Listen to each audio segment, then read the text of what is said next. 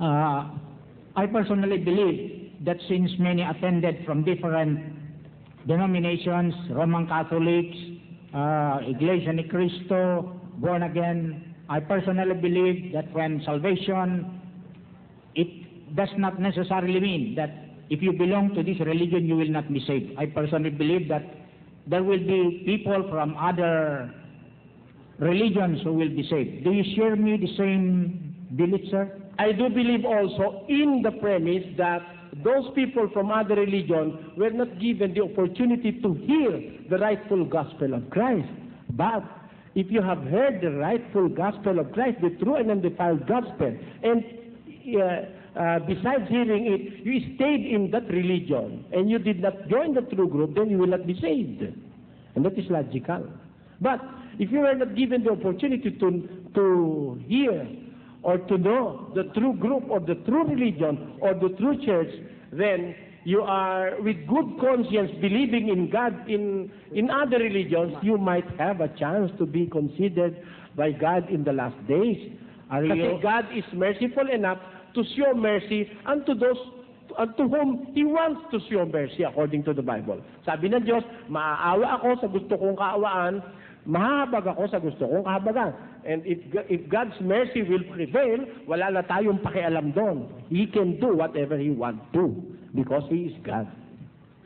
Am I supposed to conclude, sir, that those who are here now, since they now heard the true gospel of the Lord from you, they will not be saved if they will not follow the They will be answerable in the future.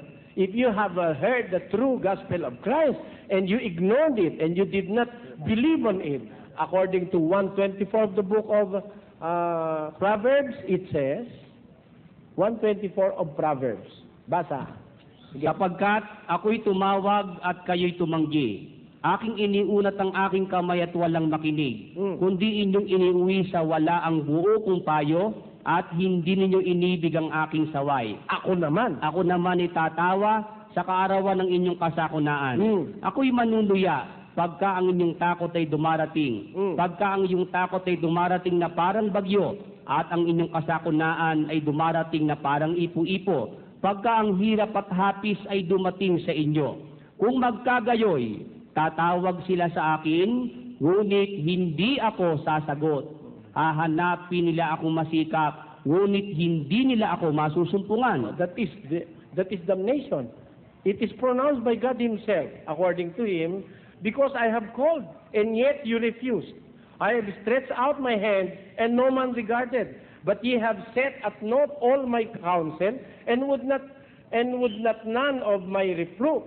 I also will laugh at your calamity. I will mock when your fear cometh. When your fear cometh as desolation, and your destruction cometh as whirlwind, when distress and anguish cometh upon you, then shall they call upon me, but I will not answer.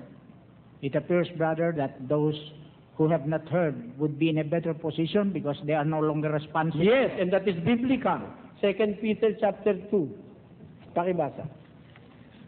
Sapagkat kung pagkatapos na sila'y makatakas sa mga pagkahawa sa sanglibutan, sa pamamagitan ng pagkakilala sa Panginoon at tagapagligtas na si Jesucristo, ay muling mahalubiluhan at madaig niyaon, ay lalong sumasama ang huling kalagayan nila kaysa ng una. Sapagkat magaling pa sa kanila ang hindi nakakilala ng daan ng katwiran. For it had been better for them not to have known the way of righteousness than after they have known it to turn from the holy commandments delivered unto them. Do you not believe on the statement, brother, that ignorance of the law excuses no one? No, I do not believe so. It is according to our constitution. But it is not according to the Bible. Your ignorance of the law may excuse you somewhere, sometime, somehow. That is the justice of the Lord. When you are ignorant of the law, you may be excused. 1:13 of the book of 1 Timothy, it says,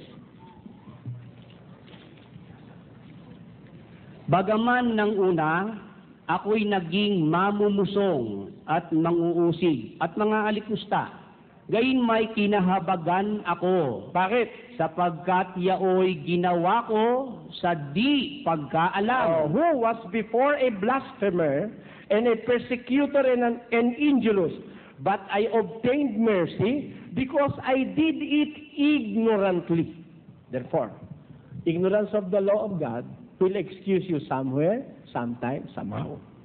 But isn't it, brother, that it is the responsibility of every individual to know?